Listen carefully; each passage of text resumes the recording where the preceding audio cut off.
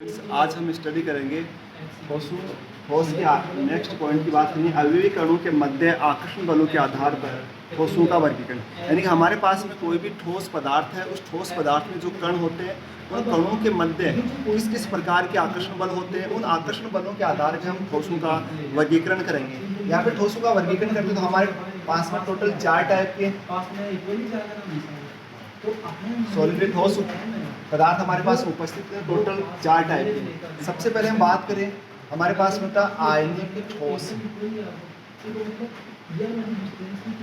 दूसरा होता है हमारे पास में सहसंयोजक ठोस। एक होता है हमारे पास में थर्ड आणविक ठोस। एक हमारे पास में धात्विक ठोस। तो इन ठोसों के अंदर जो कण उपस्थित होते हैं उन कणों के मध्य जो आकर्षण बल होता है, अलग अलग प्रकार के आकर्षण बल हमें देखने को मिलेंगे। उन आकर्षण बलों के आधार पे हमने ठोसों को 4 भागों में विभाजित किया है। सबसे पहले आयनिक ठोस, सहसंयोजक ठोस, आणविक ठोस एंड धात्विक ठोस। नेक्स्ट 1 बाय 1 इनकी स्टडी करते हैं। सबसे पहले हम बात करते हैं आयनिक ठोस। आयनिक ठोसों का जो निर्माण होता है वो होता है आयनों से। आयनिक ठोसों का जो निर्माण होता है वो आयनों से होता है। आयन हमारे पास में 2 टाइप के होते हैं, एक तो होता है धनायन, एक होता है ऋणायन। धनायन वो स्पीशीज होती है जिसपे धनावेश होता है, मतलब कि धनावेश धनायन का निर्माण कौन करेगा? धातुएं। धातुएं क्या करती है? इलेक्ट्रॉन दान करके धनावेश का निर्माण करती है, जबकि अधातुएं होती हैं वो इलेक्ट्रॉन को ग्रहण करके ऋणायन का निर्माण करती है। तो यहाँ पे धनायन और ऋणायन जब आपस में इनके मध्य आकर्षण बल की बात करें हम, इनके मध्य जो आकर्षण बल होता है उस आकर्षण बल को हम नाम देते हैं स्थिर वैद्युत आकर्षण बल। जिसको आप फिजिक्स में भी आप पढ़ते हो, 2 विपरीत आवेशों के मध्य जो आकर्षण बल काम करता है स्थिर वैद्युत आकर्षण बल, जिसको हम नाम देते हैं कूलाम्ब बल। हम बोल सकते हैं कि ऐसे ठोस जिनका निर्माण आयनों से होता है, धनायन और ऋणायन से होता है, उनको आयनिक ठोस कहा जाता है। और धनायन और ऋणायन के मध्य जो आकर्षण बल होता है वो स्थिर वैद्युत आकर्षण बल, मतलब आयनिक ठोसों के मध्य जो आकर्षण बल होता है वो स्थिर वैद्युत आकर्षण बल या कूलाम्ब बल। इनमें जो बंध होता है उस बंध को यहाँ नाम देते हैं हम आयनिक बंध। बोल सकते हैं कि ऐसे ठोस जिनमें आयनिक बंध उपस्थित होता है उन्हें आयनिक ठोस नाम देते हैं। ऐसे बोल सकते हैं ऐसे ठोस जिनका निर्माण धनायन व ऋणायन से होता है उनको हम आयनिक ठोस नाम देते हैं। आयनिक ठोसों के मध्य जो आकर्षण बल होता है वो परबल वैद्युत आकर्षण बल होता है। परबल वैद्युत आकर्षण बल होने की वजह से धनायन और ऋणायन के मध्य आकर्षण बल परबल है। तो इनके गलनांक की बात करें, आयनिक ठोसों की जो गलनांक की बात करें, गलनांक के मान होते हैं उच्च। पूछा जाए कि आयनिक ठोसों के गलनांक के मान उच्च क्यों होते हैं? क्योंकि इन धनायन और ऋणायन के मध्य परबल स्थिर वैद्युत आकर्षण बल होता है। परबल स्थिर वैद्युत आकर्षण बल होने की वजह से इनके मध्य जो बंध होता है वो परबल होता है। तो इनको ठोस अवस्था से द्रव्य अवस्था में परिवर्तित करने के लिए हमें अधिक ताप की आवश्यकता होती है। तो इनके जो गलनांक का मान क्या होता है? उच्च होता है। नेक्स्ट हम बात करें आयनिक ठोसों में परबल स्थिर वैद्युत आकर्षण बल होने की वजह से गलनांक का मान उच्च होता है। नेक्स्ट हम बात करें कि जो आयनिक ठोस होते हैं वो ठोस अवस्था में धारा का प्रवाह नहीं करते, क्योंकि ठोस जो आयनिक ठोस होते हैं ठोस अवस्था में धारा का प्रवाह इसलिए नहीं कर पाते। जैसे हमारे पास में NaCl है, NaCl ठोस अवस्था में धारा का प्रवाह नहीं करता। क्यों? क्योंकि NaCl में मुक्त आयन अनुपस्थित होते हैं। लेकिन इन आयनिक ठोसों को जैसे ही हम गलित अवस्था में इनको गला देते हैं, या बात करें हम जलीय अवस्था, इन आयनिक ठोसों को अगर जल के अंदर डाल देते तो उस अवस्था को हम नाम देते हैं जलीय अवस्था। तो इन आयनिक ठोसों को जैसे आप जल में डालोगे, जल में डालने पर क्या होता है? आयनों में टूट जाता है। जैसे हमारे पास में NaCl है, NaCl क्या होगा? वाटर में डालने पर Na+ और Cl- में क्या हो जाता है? परिवर्तित हो जाता है। परिवर्तित होने की वजह से ये जो आयन्स होते हैं उस विलयन के अंदर मुक्त रूप से गति करते हैं, और मुक्त रूप से गति करने की वजह से ये जो जलीय अवस्था या गलित अवस्था में क्या करते हैं? धारा का प्रवाह करते हैं। पूछा जाए कि जैसे क्वेश्चन आता है NaCl ठोस अवस्था में धारा का प्रवाह नहीं करता, क्यों? क्योंकि इसमें क्या होता है? मुक्त आयन अनुपस्थित होते हैं, क्यों? आयनों में परिवर्तित नहीं हो पाता है। जबकि बात करें हम जलीय या गलित अवस्था में क्या होता है? धारा का प्रवाह करता है, क्योंकि इसमें मुक्त आयन क्या होता है? उपस्थित होता है। यानी कि जैसे वाटर आप किसी भी आयनिक ठोस को अगर पानी में डालते हो तो वो अपने आप आयनों में क्या हो जाता है, टूट जाता है, धनायन और ऋणायन। मतलब NaCl में धनायन भी ऋणायन है, तो दोनों के मध्य जो आकर्षण बल है वो स्थिर विद्युत आकर्षण बल है। ये दोनों मिलके जो जिस ठोस का निर्माण करेंगे उसको क्या नाम देंगे हम, आयनिक ठोस। ये जो आयनिक ठोस होते हैं उनमें क्या होता है, मुक्त जलीय अवस्था में डालने पर मुक्त आयन उपस्थित होते हैं। मुक्त आयन की वजह से क्या करेगा, वो धारा का प्रवाह करेगा। नेक्स्ट हम बात करें जो आयनिक ठोस होते हैं, आयनिक ठोसों के लिए बात करें हम सबसे पहले कि ये जो कैसे होते हैं, कठोर होते हैं। जैसे NaCl होता है हमारे पास में नेचर में कैसा होता है, कठोर होता है, भंगुर प्रवृत्ति का होता है। भंगुर प्रवृत्ति का मतलब है जैसे NaCl है, आप उसको थोड़ा सा उसको पीटोगे या उसको उसमें थोड़ा बहुत फोर्स लगाओगे, बल लगाओगे तो क्या होगा, छोटे छोटे कणों में बिखर जाता है। उस प्रकृति को बोलते हैं हम भंगुर प्रकृति। नेक्स्ट हम आयनिक ठोस के एग्जाम्पल की बात करते हैं।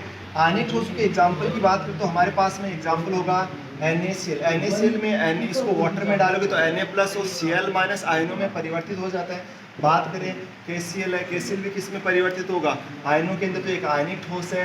सीजियम क्लोराइड ये भी कहेंगे आयनिक ठोस। यानी कि जो आयनिक ठोस होते हैं वो कठोर व भंगुर प्रकृति के होते हैं, और आयनिक ठोस होते हैं ठोस अवस्था में धारा का प्रवाह नहीं करते, क्योंकि वो ठोस अवस्था में मुक्त आयनों का निर्माण नहीं कर पाते हैं। जबकि बात करें इनको जलीय या गलित अवस्था में क्या करते हैं, इनको जैसे आप जल में डालोगे आयनों में परिवर्तित होंगे। आयनों में परिवर्तित होने की वजह से यानी कि उसमें मुक्त आयन आ चुके हैं, और मुक्त आयन क्या करते हैं, किसी भी जलीय या गलित अवस्था में जो भी पदार्थ होता है उसके अंदर धारा धारा को फ्लो करने में, मतलब धारा की जो प्रवाह है उसमें क्या करते हैं, हेल्प करते हैं। फिर बात करते हैं इनके एग्जाम्पल्स की। एग्जाम्पल हमारे पास में NaCl है, KCl है, सीजियम क्लोराइड। नेक्स्ट हम बात करते हैं सहसंयोजक ठोस। नेक्स्ट हम बात करते हैं सहसंयोजक ठोस। ऐसे ठोस है जिनमें सहसंयोजक बंध उपस्थित होता है।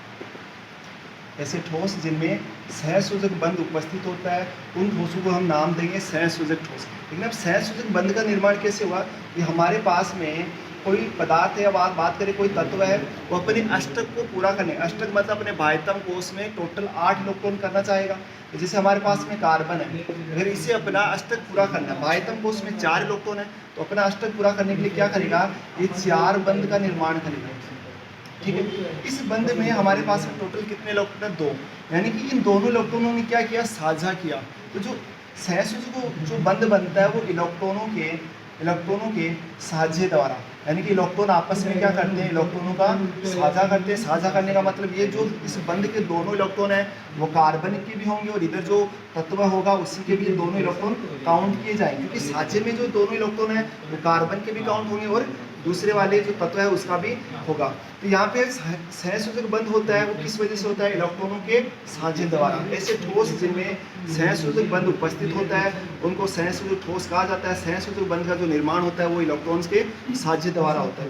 फिर नेक्स्ट हम बात करें कि हमारे पास में जो सहसंयोजक बंध होता है, सहसंयोजक जो बंध का निर्माण होता है अधिकांशतः जो अधातुएं होती है उन अधातुओं के मध्य सहसंयोजक बंध का निर्माण होता है। जैसे हम बात करें हमारे पास में CCl4 है, अगर ये ठोस अवस्था में तो कार्बन के पास में टोटल 4 इलेक्ट्रॉन है, ये क्लोरीन के पास में 7 इलेक्ट्रॉन होते हैं। तो ये 7 इलेक्ट्रॉन तो ये क्या करेगा, इसके साथ में 1 इलेक्ट्रॉन इसके साथ साझा करेगा। तो इसी क्लोरीन के पास अब टोटल कितने इलेक्ट्रॉन है, 8 इलेक्ट्रॉन। अब यहाँ इस टाइप से भी क्लोरीन होगा, इस साइड में भी क्लोरीन होगा। तो यहाँ पे जो CCl4 है इसमें प्रत्येक परमाणु क्या कर रहा है, अपना अष्टक पूरा कर रहा है। तो अष्टक पूरा करने के दौरान जो ये बंध बना है ये कौन सा बंध है, सहसंयोजक बंध। मतलब इस बंध में जो दोनों इलेक्ट्रॉन है वो काउंट कार्बन के भी काउंट होंगे और क्लोरीन के भी काउंट होंगे। तो सहसंयोजक जो बंध का निर्माण होता है वो इलेक्ट्रॉन के साझे द्वारा होता है। इन सहसंयोजक ठोसों को नेटवर्क ठोस भी नाम दिया जाता है।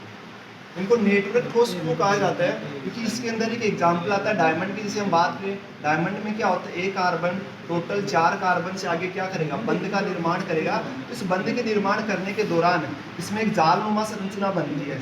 जालनुमा संरचना बनने के अधिकांश जो यौगिक होते हैं सहसंयोजक ठोसों में जालनुमा संरचना बनाते हैं। जालनुमा संरचना बनाने की वजह से इनको नाम दिया गया नेटवर्क ठोस। अब बात करें जैसे हमारे पास में कि ये जो डायमंड है, डायमंड को कार्बन का सबसे शुद्धतम रूप कहा जाता है, क्योंकि हमारे पास में जो कार्बन है इनमें डायमंड के अंदर जो सहसंयोजक बंध है, इन सहसंयोजक बंधों की संख्या क्या बहुत ज़्यादा, सहसंयोजक बंधों की संख्या बहुत ज़्यादा होने की वजह से यहाँ पे इन बंधु को तोड़ना मुश्किल होगा, यानी कि इनको बंधु को तोड़ने के लिए हमें ज़्यादा ऊर्जा की आवश्यकता होगी। ज़्यादा ऊर्जा की आवश्यकता होगी तो इन सहसंयोजक जो ठोस होते हैं, सहसंयोजक ठोस होते हैं, इनके जो गलनांक का मान होता है, हम बोल सकते हैं कि इनके गलनांक का जो मान होता है वो होता है अति उच्च। क्योंकि इनमें अति उच्च क्यों कहा जाता है? क्योंकि इनमें जो सहसंयोजक बंधु की जो संख्या होती है वो अधिक होती है। अधिक होने की वजह से इनके गलनांक का मान क्या होता है? उच्च। बात करें नेक्स्ट, सहसंयोजक जो ठोस होते हैं वो कठोर होते हैं। कैसे होते हैं? कठोर। लेकिन यहाँ अपवाद की बात करें हम, हमारे पास में जो डायमंड होता है वो कठोर होता है, लेकिन अपवाद की बात करें जैसे ग्रेफाइट, ग्रेफाइट क्या होता है? ये सुचालक मुलायम होता है। ये मुलायम क्यों होता है? क्योंकि ग्रेफाइट में क्या होता है कि इस टाइप से परतें होती है। ग्रेफाइट होता है परतों के रूप में होता है, परतें एक दूसरे के ऊपर फिसलती रहती है, फिसलने की वजह से ये कैसा होगा? मुलायम। जबकि बात करें हम डायमंड होता है, डायमंड बहुत कठोर होता है, उसके अंदर फिसलने वाली परतें नहीं होती है। लेकिन हमारे पास में इस सहसंयोजक ठोस में वाले एक एग्जाम्पल है अपवाद के रूप में ग्रेफाइट, वो मुलायम होता है। पूछा जाए कि मुलायम क्यों होता है? कि ग्रेफाइट में जो परतें होती हैं वो एक दूसरे के ऊपर फिसलती रहती है, इस वजह से जो ग्रेफाइट होता है वो कैसा होता है? मुलायम। नेक्स्ट हम बात करें, जो सहसंयोजक ठोस होते हैं वो कुचालक होते हैं। कुचालक उन पदार्थों को बोला जाता है जो धारा का प्रवाह नहीं करते हैं। लेकिन इनमें भी एक अपवाद आएगा हमारे पास में, जैसे ग्रेफाइट। ग्रेफाइट क्या होता है? ये धारा का प्रवाह करता है, ये धारा का प्रवाह करता है, धारा प्रवाह, यानी कि ये सुचालक की भांति व्यवहार करता है। सुचालक की भांति व्यवहार क्यों करता है? कि जो ग्रेफाइट होता है, ग्रेफाइट में हमारे पास में इसकी जो संरचना होती है वो षटकोणीय होती है, हेक्सागोनल होती है। षटकोणीय संरचना होने की वजह से उनमें क्या होता है कि एक जो कार्बन 3 बंध बनाता है, एक इसके पास में इलेक्ट्रॉन मुक्त होता है। तो एक इलेक्ट्रॉन मुक्त होने की वजह से वो पूरी उस षटकोणीय संरचना में डीलोकलाइजेशन मतलब विस्थानीकरण करता रहता है। बोल सकते हैं ग्रेफाइट में मुक्त इलेक्ट्रॉन होने की वजह से ये धारा का प्रवाह करता है। धारा का प्रवाह दो ही चीज़ों से हो सकता है, या तो मुक्त इलेक्ट्रॉन या मुक्त आयन। यहाँ पे ग्रेफाइट ठोस अवस्था में होने के बाद भी धारा का प्रवाह कर रहा है, यानी इसके अंदर मुक्त इलेक्ट्रॉन होने की वजह से ये धारा का प्रवाह करता है, मतलब किसकी तरह काम करेगा? सुचालक की तरह। नेक्स्ट हम बात करते हैं, हमारे पास में सहसंयोजक ठोस है, उनकी एग्जाम्पल की बात करें हम, डायमंड हो गया, डायमंड, ग्रेफाइट, और बात करें सिलिकॉन कार्बाइड और बोरोनाइट्राइड। हमारे पास में सहसंयोजक ठोस के एग्जाम्पल है diamond, graphite, silicon carbide and boronite. Next class में हम बात करेंगे आणविक ठोस और धात्विक ठोस।